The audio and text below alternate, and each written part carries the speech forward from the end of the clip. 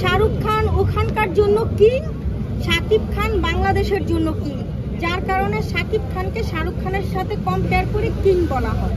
আচ্ছা, শাকিব খান যে সুপারস্টার বাংলাদেশে, তিনি তো একটা সময় বেঁচে থাকবেন না, কিন্তু তার জায়গায় কোনো আর্টিস্ট তৈরি করা আসলে শাকিব খানের কি এটা দায়িত্ব কিনা? আপনার কি মনে হয় যে কাউকে সুযোগ দেয়া? শাকিব খান তো পরিচালক না যে শাকিব খান সুযোগ দিবে।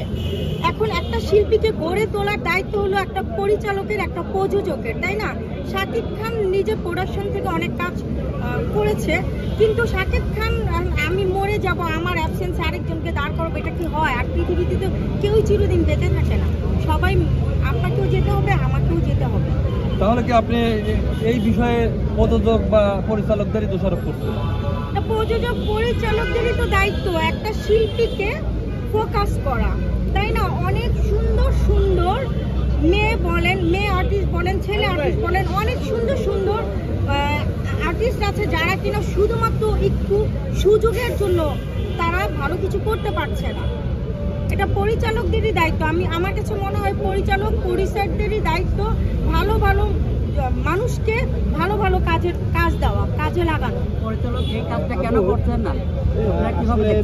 আপনি যেহেতু একটু আগেই বললেন শূন্য স্থান পূরণ হবার না, কালক্রমে আমরা দেখতে পেয়েছি অঞ্জনা চলে গেল, প্রবীণ মিত্রদা চলে গেল।